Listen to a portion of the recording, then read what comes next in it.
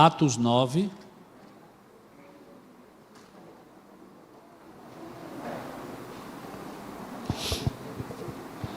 Versículo 2. Hoje eu quero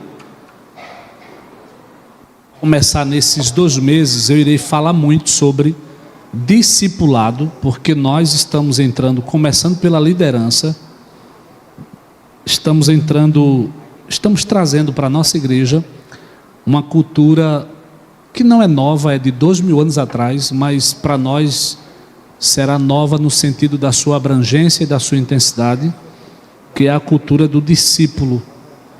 Nós precisamos ter isso na nossa mente de uma maneira muito vívida e muito real para a glória de Deus. Atos 9, só o verso 2, quem encontrou diga amém. E lhe pediu cartas para as sinagogas de Damasco, a fim de que, caso achasse alguns que eram o quê? Do caminho, assim homens como mulheres, os levasse presos para Jerusalém. Eu vou ler outra tradução, que é a Nova Versão Internacional. Ela diz praticamente as mesmas palavras. E pediu ao sumo sacerdote cartas para as sinagogas de Damasco, de maneira que, caso encontrasse ali seguidores do caminho, homens ou mulheres, pudesse levá-los presos para Jerusalém. King James atualizada, outra tradução da Bíblia, por outro grupo de estudiosos, diz: e solicitou cartas para as sinagogas de Damasco, a fim de que, caso encontrasse homens ou mulheres que pertencessem ao caminho, os conduzissem presos a Jerusalém. Tem outra tradução nova, que é uma boa tradução, eu gosto mais da Revista Atualizada, mas tem uma tradução que principalmente os presbiterianos estão usando muito, que é a NAA, Nova Almeida Atualizada, e diz: e pediu cartas ao sumo sacerdote, dirigidas às sinagogas de Damasco, para que, caso encontrasse alguns que eram do caminho, homens ou mulheres, o levassem presos para Jerusalém. E a última tradução que eu quero ler, ela, para nós que estudamos teologia e para os letrados das línguas bíblicas, das línguas antigas, ela não é uma boa tradução, mas ela traz uma coisa assim bem mais explicada para quem é leigo, e é bom ler nessa tradução. Tem essa finalidade. Você que é crente já antigo, lê numa tradução mais tradicional, que é a nova tradução linguagem de hoje. Diz assim: e pediu cartas de apresentação para as sinagogas de Damasco, a fim de que, se encontrasse ali seguidores do caminho, homens ou mulheres, os levassem presos para Jerusalém. Que Deus aplique sua palavra no nosso coração. A igreja diz amém. Queridos irmãos, essa palavra está no contexto da conversão do apóstolo Paulo. O apóstolo Paulo havia sido o responsável pelo grupo de pessoas que se reuniram e mataram um dos grandes diáconos da igreja, o diácono Estevão, que na Bíblia ele é o primeiro mártir da igreja. Na história da igreja, após o período bíblico, o primeiro é um bispo da igreja de Esmirna, aquela igreja do Apocalipse, chamado Policarpo. Mas Paulo, ele era um desses homens responsáveis para tentar parar o crescimento, e aí não se chamava cristianismo, usava-se o termo seguidores do caminho, ou pertencentes do caminho. Por que esse nome? Por causa do título que o próprio Cristo deu a si: eu sou o caminho.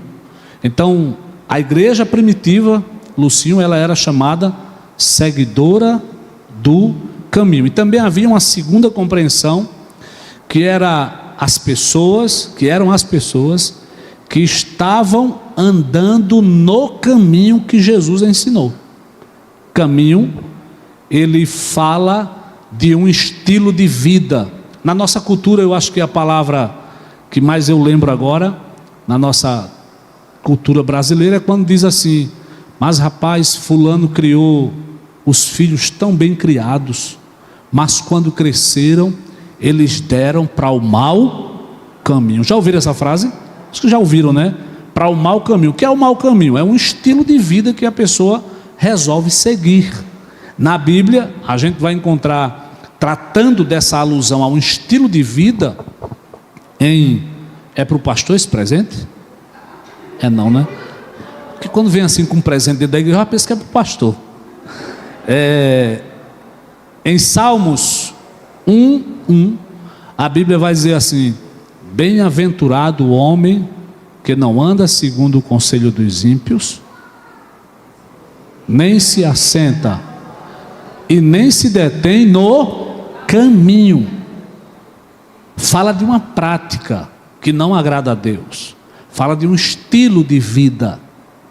E esse texto, ele tem, como eu citei, ele precisa dar uma explicada aqui. Irmãos, se você tem amizade com pessoas que não são crentes e você percebe que lhe faz mal, você se afasta, mas você precisa compreender o seguinte: que a amizade que não faz bem a um crente também não faz bem a quem não é crente.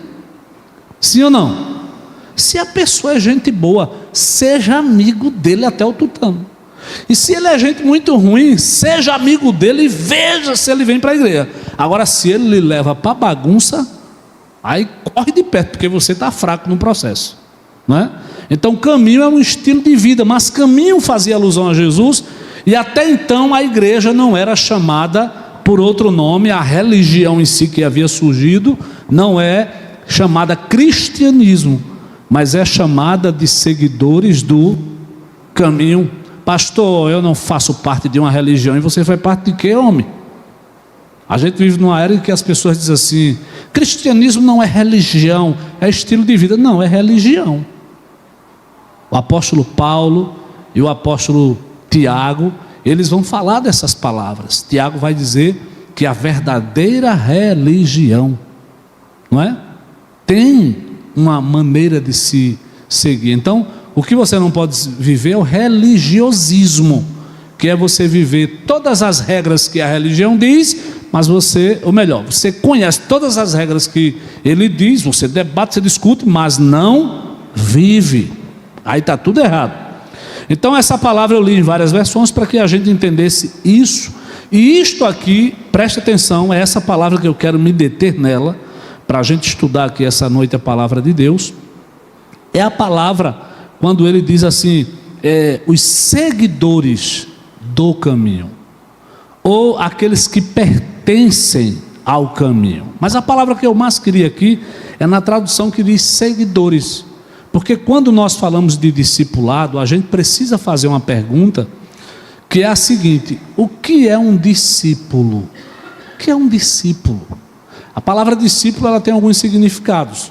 Basicamente seria assim: um aluno. Basicamente um discípulo é um aluno. O que é um aluno? Alguém que aprende com o mestre, não é? Alguém que aprende, alguém que está disposto a aprender. Então, quando a gente pergunta o que é discipulado, a gente vai entender isso. Mas na cultura, principalmente do Antigo Testamento, a palavra que lá descrevia discípulo era a palavra talmidim. Essa palavra, ela foi usada muito esses anos passados por um pregador que eu admiro ainda algumas coisas dele, Ed René Kivitz. Só que ele endoidou a cabeça lá. A igreja dele está caminhando numa linha muito liberal, muito inclusivista, com alguns pensamentos que não estão na Bíblia, dizendo que a cultura da Bíblia não é muito boa. E a gente achar, irmãos, que a cultura de hoje é melhor do que a da Bíblia, misericórdia. Mas ele vai dizer que um talmidim é um seguidor de um mestre. E aí naquela devocional, eu tenho até o livro, se você quiser dar uma lida rápida, só de uma semana, e devolver alguns pontos só, que ele tem capítulos em cada dia. Ele vai dizer que no contexto hebraico, no contexto oriental, Havia mestres que praticamente, em alguns momentos da vida, não dizia uma palavra para o seu discípulo. A única coisa que ele fazia era dizer: venha aqui em casa amanhã. E o discípulo ia. E eles começavam a andar pela cidade, e andavam por lugares desertos. Lembrando que cidades eram vilas pequenas, por lugares desertos. E no final do dia, o discípulo, ele tinha que estar coberto de poeira. Porque qual era a ideia? Era onde o mestre tirar o pé, ele colocar. Que a ideia é: você tem que andar como eu ando. Por exemplo, tem uma igreja aqui no Brasil que, olhe, pelo menos os pastores são discípulos do bispo deles, viu? Que é a Igreja Universal. Você já viu que todos os pastores falam igual ao bispo Edir Macedo? Todos, é mais ou menos aquilo ali. A coisa era tão forte do discipulado, a relação do mestre e o discípulo, que chegava um momento que as pessoas ouviam o discípulo falando e achavam que era o mestre. Tem uma passagem bíblica que fala isso. Quando Jesus é preso, naquela noite uma mulher diz assim: ele é um deles, porque ele fala como eles. Durante os 3 anos, andando com Cristo, os discípulos de Jesus se tornaram parecidos com ele. Por quê? Acordavam e dormiam. Acordavam e dormiam, sendo ministrados pelo Senhor. Aí eu estava esses dias falando que nós, como discipuladores, nossa igreja, eu achava que eu estava abalando. Mas aí quando a gente vai estudando mais, vai tendo experiência com pessoas que vivem isso. E aí esse ano passado, procurei muita gente, procurei um curso de uma missão. Tentei implantar, mas o valor eu percebi que eu poderia ficar no meio do caminho devendo e ia ficar feio, não é? Mas a missão Envisionar, se você foi lá na internet, você encontra, do pastor Josué Campanha. Ele é o diretor dessa coisa, de estratégia de crescimento de igreja. E eu conversei com um senhor chamado Juan, mais velho do que eu, mas como sempre a aparência de menino. Eu parecia que era o pai e ele o filho, não é? O Juan, ele nos mostrando o que realmente é o discipulado na vida da igreja. E a gente aqui, a nossa igreja, a gente tem um discipulado no período do batismo. Quem aqui foi batizado comigo participou de um discipulado. Quem aqui participou de um discipulado antes de batizar? Não é? Todo mundo que se batizou na nossa chegada aqui participou de um discipulado. Só que eles, os especialistas nesse assunto, eles dizem que aquilo que a gente faz não é um discipulado. Eu fiquei morto. Ele diz que aquilo que nós fazemos é um curso preparatório para batismo. Por quê? Porque depois que a gente batiza, a gente libera. E aí, irmãos, Pedro vai dizer que o cristão, que o crente, ele quando se converte, ele precisa tomar do leite. Porque a Bíblia vai tratar o novo crente como uma criança, naquele caminho da fé. Aí a minha pergunta é: com quantos anos, se algum pai aqui lembrar, ou uma mãe lembrar, com quantos anos você soltou seu filho pela primeira vez para ver se ele andava sozinho? Alguém consegue lembrar? Alguém lembra aí, pode dizer? Com 9 meses. Até lá, como é que você andava? Segurando, amarrando, fazendo qualquer coisa. Não é? Aí o que acontece? Nós andamos com os meninos 3 meses e as meninas de Deus 3 meses, 4 meses. Tem gente que chega perto, mas já conhece a igreja, já vive. Aí a gente faz um discipulado de 2 meses, participa só 2 meses. E aí depois que a gente batiza, a gente faz o quê? A gente solta a mão. A pergunta é: o risco de cair é grande ou não? É grande. Aí ele diz assim: pastor, um discipulado, para a gente chamar de discipulado, pelo menos, ele tem que durar 2 anos. Então a turma que o senhor parar para discipular para o batismo, leve 2 anos. Por quê? Porque aquelas pessoas vão se sentir cuidadas, vão sentir o pertencimento, pertencem a algum lugar. Não existe coisa pior do que você estar num ambiente e você parece que é de outro planeta. Alguém já esteve num lugar assim, que todo mundo tinha um amigo, uma coisa, e você ficava lá com a cara de zen, com a cara de paisagem da noite que estava, mas estava morrendo aqui por dentro. Não é não? É muito ruim, meu Deus do céu. Eu lembro que fui para uma palestra, eu era o palestrante daquela situação lá em Santa Cruz, e quando cheguei lá, o pessoal tudo ricão, uns carrão, eu cheguei lá naquele Jeep, aquele Jeep que tem lá, naqueles Toyotão, né? E ainda cheguei pendurado, porque estava muito cheio. Olha, e olharam assim para mim, meio que assim, o aluno foi lá me receber, foi o aluno que me convidou, e ninguém chegou perto de mim. Teve uma hora que eu disse assim: vocês estão endemoniados, é? Estão me vendo aqui não, é? Ai, eu sou o homem que vou palestrar para vocês. Falei, não sei como eu falei, mas falei aquela coisa. Aí a gente brincou, se divertiu. Pronto, agora eu estou no meio, me sentindo pertencido. Mas o cara ficar lá excluído é chato demais, não é? Por isso que é importante a gente nunca excluir as pessoas. Mas irmãos, o que é discípulo? Discipulado, o que é discipulado? Discipulado é o processo contínuo de crescimento e maturidade espiritual no qual um cristão mais experiente orienta outro a seguir os ensinamentos de Jesus, desenvolver um caráter cristão e multiplicar esse aprendizado. Deixa eu dar aqui uma dica boa. Quem aqui gosta de estar lá no Instagram? Confessionário? Ó, eu estou confessando já aqui. É bonzinho demais, não? Vendo umas coisinhas, dá uma risadinha e se emociona com outras, tem raiva de outras. É assim ou não é? É melhor do que dar na calçada fuxicando da vida dos outros. É uma maravilha. Você fuxica dentro do seu quarto sozinho, você e o celular. Mas olha, escuta lá um homem, procura um pastor chamado Dr. Elias Dantas. Se você botar Elias Dantas, você vai encontrar. Se vocês da mídia aí encontrar o Dr. Elias Dantas, bota a cara dele aqui porque o povo vê. O Dr. Elias Dantas, ele é um dos maiores líderes discipuladores do mundo. Ele é um brasileiro. Ele é um dos maiores discipuladores, é um dos maiores líderes do mundo. Não é do nosso Brasil, não, ele é do mundo. Ele tem uma tipo uma ONG, não recordo se é KGPM, KPG, alguma coisa assim. Ele reúne tudo que é gente milionária do mundo, gente rica, dono de empresa, essas empresas Toyota, tudo que você pensar, ele tem contato com esse povo. E ele levanta para, por exemplo, a Ucrânia está se acabando, não é? Se você for rolando lá os vídeos, você vai encontrar ele na Ucrânia, no meio da guerra, reconstruindo uma igreja para a glória de Deus. Então o pastor Elias Dantas, uma bênção. E aí ele diz que foi para um país, eu não recordo se na Turquia, mas é um daqueles países do Oriente, onde é difícil para o homem fazer algumas coisas. Ele disse que estava lá conversando com um pastor, com outra pessoa, e ele fala o nome do pastor, e ele tem vídeos com essas pessoas. Ele disse que um rapaz passou com um balde e uma vassourinha para lavar o banheiro.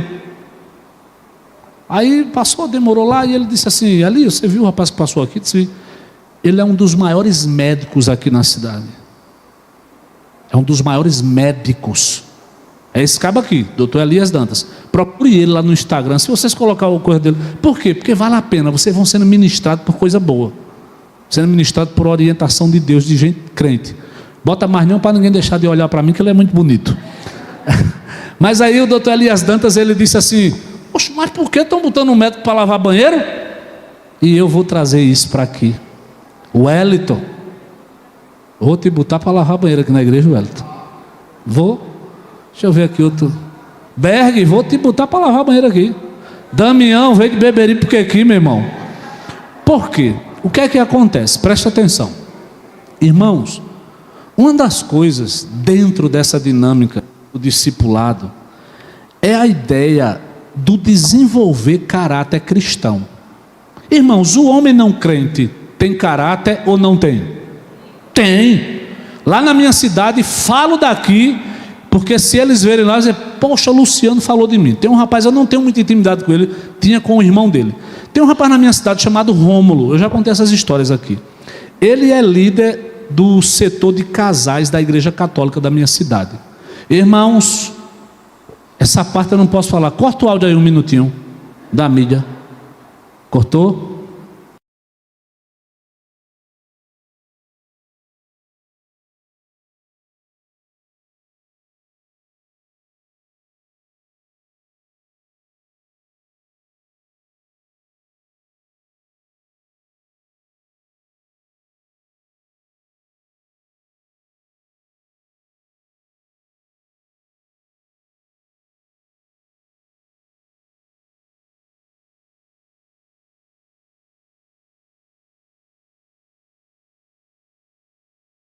crente, meu Deus, deixa eu falar de novo não, pai, pelo amor de Deus, o nome do homem. Olha, irmãos, que homem de caráter. Mas existe uma diferença: caráter moral, caráter cristão. Caráter cristão é outra coisa. Por exemplo, vamos dar um exemplo aqui. Jandir é professor lá fora. Aí chega na igreja, se converte. O que é que a igreja quer que ele seja? Professor de quê?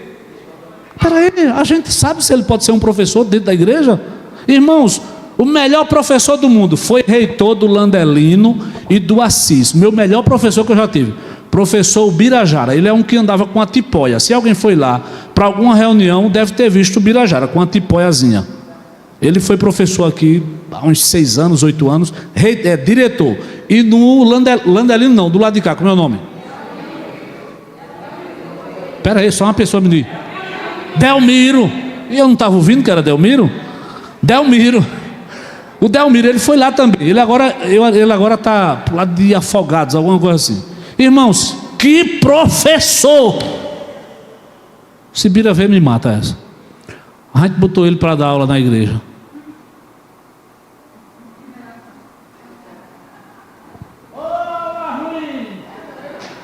Porque uma coisa é o caráter cristão. Aí não discipularam o rapaz, não discipularam, não ensinaram a Bíblia. Quantos livros tem a Bíblia? Quais são as divisões do Antigo Testamento? Quais são as divisões do Novo? Olha, quem foi o autor de Gênesis? É o mesmo de Levítico, de Deuteronômio, de Êxodo.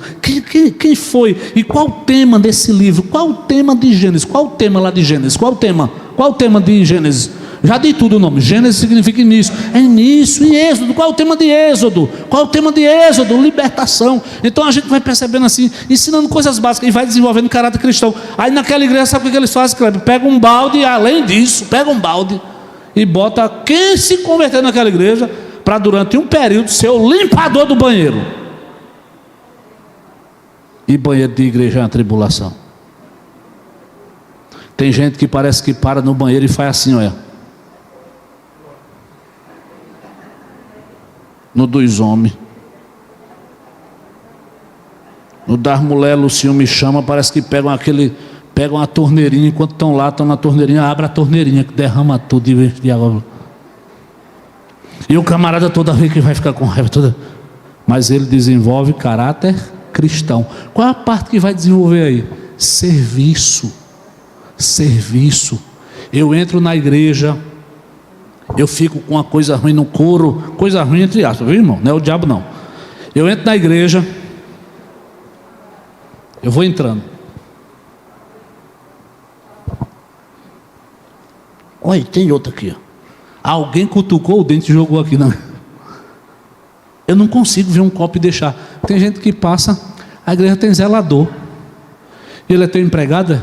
Tu é patrão de quem aqui na igreja? Irmãos, é horrível como nós cristãos nos comportamos. Sim ou não? Diga aí para quem está do seu lado. Vai entrar na escala do banheiro. Vá, diga, se prepare, você vai entrar na escala do banheiro. Não é agora não, mas já você vai entrar. Porque a gente precisa criar dinâmica que faça a gente viver a coisa de verdade. Tem gente aqui que eu vou dar a missão a ele durante uma semana. Ó, essa semana quem vai ser o agente social da igreja é você.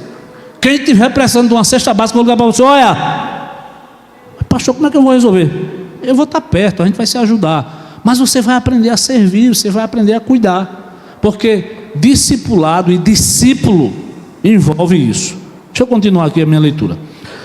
O discipulado vai além do ensino teórico, ele se baseia em viver a vida cristã de forma prática. E aí tem uma palavra que é importante, que todo mundo hoje, há muitos anos, acho que desde 2018 começam a trabalhar isso, que é a prática, e é a prática relacional. É uma igreja relacional, é uma igreja que vive relacionamentos. E aí vocês já me viram que eu estou aqui há 12 anos orando pelos aniversariantes, dizendo assim, como é o nome dele, para quê? Para que isso, irmãos? Para que você conheça a pessoa. Porque não existe coisa ruim na vida do que você chegar no canto e o cara dizer assim, ei bichinho é teu cachorro? Não é? Outro dia eu estava no lugar e disse, ô coisinha, eu digo, eu sou coisinha não, eu sou coisona. e brinquei, me diverti, porque não sabe o nome. E deixa eu dizer uma coisa: não me chama de querido não, que eu não gosto. Querido,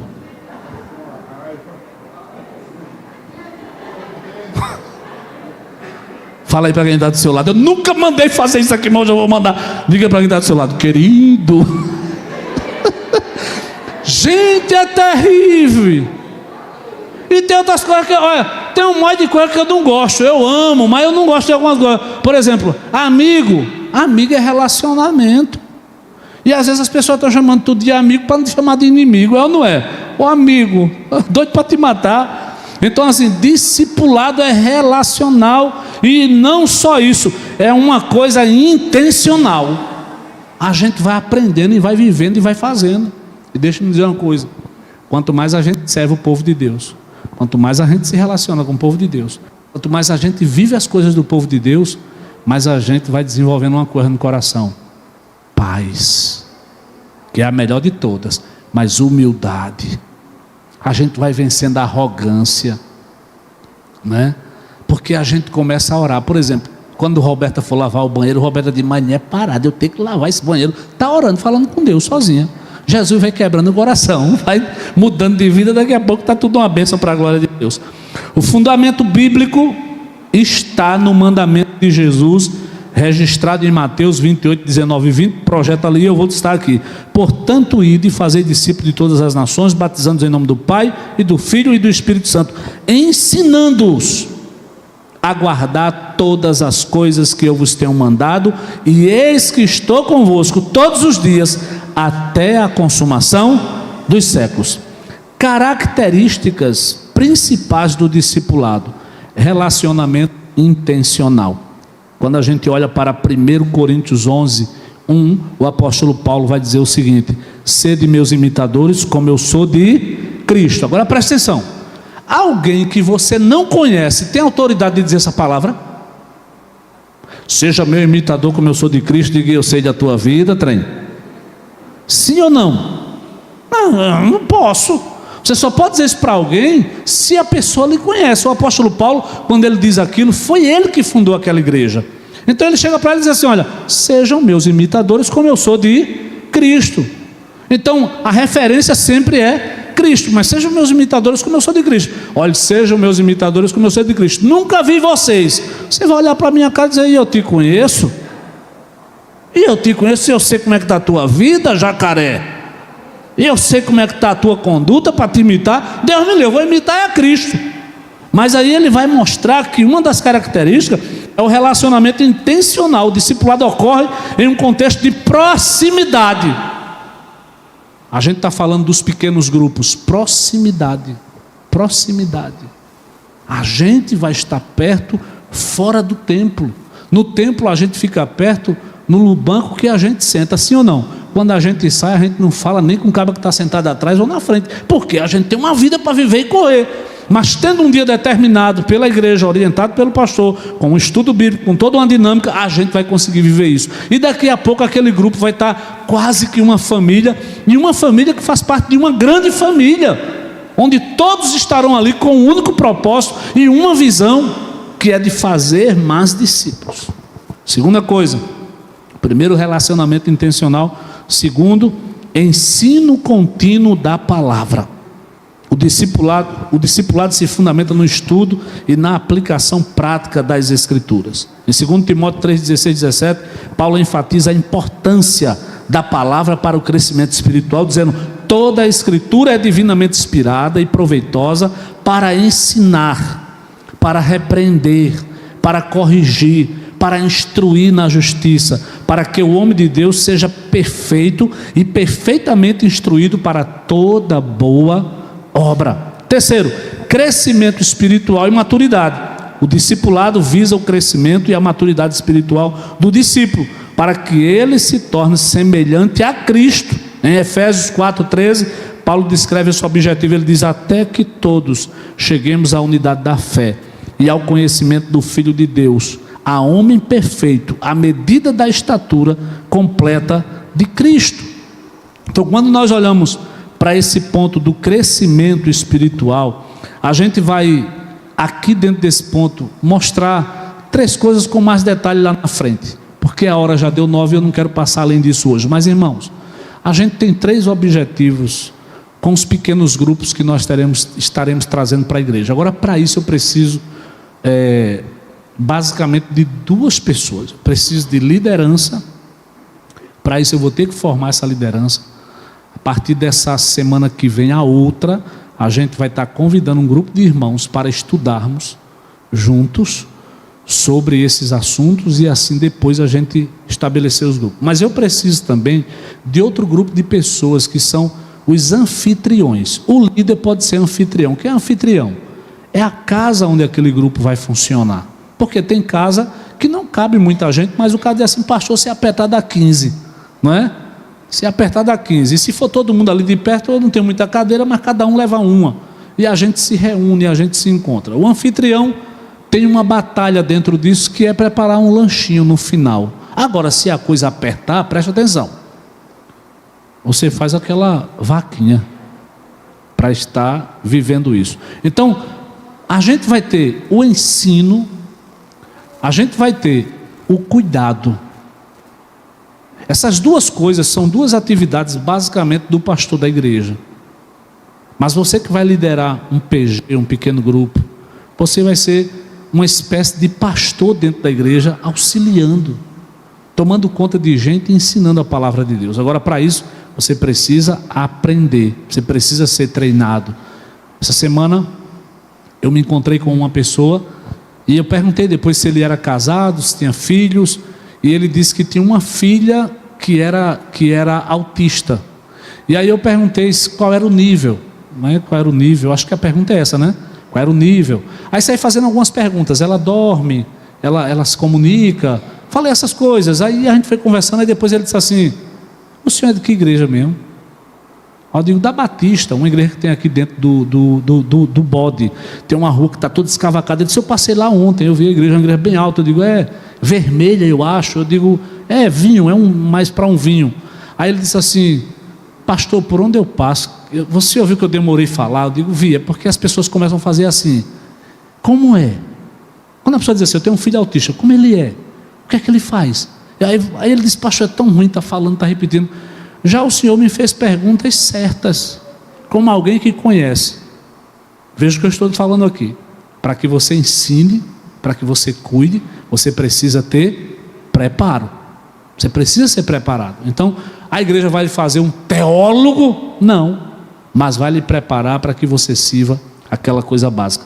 Discipulado tem essas características. Kleber, eu vou ter que terminar isso para a próxima semana. Kleber, na outra semana também vai trazer uma palavra sobre discipulado. E aí eu acho que tu abordaria o que é ser um discípulo, né, em si. E vai ser bênção. Próxima semana a gente termina. Fiquemos de pé, irmãos, para a gente encerrar essa palavra, para a gente orar agradecendo a Deus. Então, queridos, o discipulado é uma coisa que faz parte da vida cristã. A gente vive esse discipulado a partir do púlpito. O púlpito é que fica nos discipulando, irmãos pelos corredores da vida, né, orientando, falando. Mas a gente tem que fazer isso se tornar intencional, com intenção. Vamos fazer isso intencional. Então, assim, você está aqui hoje, a sua casa tem condições de receber um pequeno grupo, já vai orando. Pastor, meu Deus, Senhor Jesus, me ajuda aqui, eu queria muito trazer para minha casa, mas eu quero debaixo da sua bênção, debaixo da sua orientação. É uma coisa que é toda semana, então me dê aqui discernimento, me dê aqui sabedoria, e Deus vai ajudar, Deus vai dar graça para a gente, para que essa obra continue. Pastor, se não der certo, a gente vai estar fazendo um teste, a gente vai estar fazendo uma ação protótipa. Se a gente vê êxito, a gente segue adiante, e no nome de Jesus, daqui a alguns anos, intencionalmente, haverá uma cultura de discípulo e discipulado dentro dessa igreja, e nós teremos crentes mais fortes, crentes mais maduros, crentes mais abençoados, crentes que querem ser semelhante a Cristo, crentes que querem servir as pessoas como Cristo serviu e serve a cada um de nós. Amém, meus irmãos? Queria que você pegasse na mão de 2 pessoas, somente 2, só 2. Se não der, só pega em uma. Corredor é mais difícil pegar em 2, né? Mas vamos orar, e eu queria que você orasse por essa pessoa, pedindo a Deus que cuidasse da vida dele, que ajudasse a vida dele e ele fosse ricamente abençoado pelo Senhor. Querido e amado Deus, nós estamos aqui como igreja, como povo. Falamos hoje sobre discipulado, o que é discipulado, e nós entendemos que o discipulado é uma ação da igreja, dos mestres da igreja, das ovelhas da igreja, em cuidar uns dos outros, de maneira intencional, com renúncia, com conhecimento bíblico, com maturidade, e desenvolvendo tudo isso no nosso meio. Nós seremos uma igreja melhor, seremos uma igreja maior. Desenvolva em nós um relacionamento intencional. Traz ensinamento contínuo da tua palavra, de maneira temática, de maneira sistemática. Traz crescimento espiritual, multiplica discípulos para a glória do teu nome. E faz, meu Deus, uma vida de compromisso brilhar em cada pessoa, em cada irmão que se encontra aqui nesse lugar, pois nós nascemos para sermos uma bênção, fomos chamados para sermos uma bênção, e a casa que já abrigou tantas coisas difíceis, coisas que não te glorificavam, vai preparando para ser um lugar, Senhor, de adoração semanal de membros dessa igreja, e ali pessoas que não conhecem o teu evangelho possam ser convidadas, possam ser orientadas e ali se entregar a Cristo como Senhor e Salvador de suas vidas. Eu creio na tua graça, eu creio na tua ministração, eu creio no teu milagre, e sei que o Senhor vai usar cada um dos teus filhos que aqui estão, no nome de Jesus. Receba a bênção. O Senhor te abençoe e te guarde. O Senhor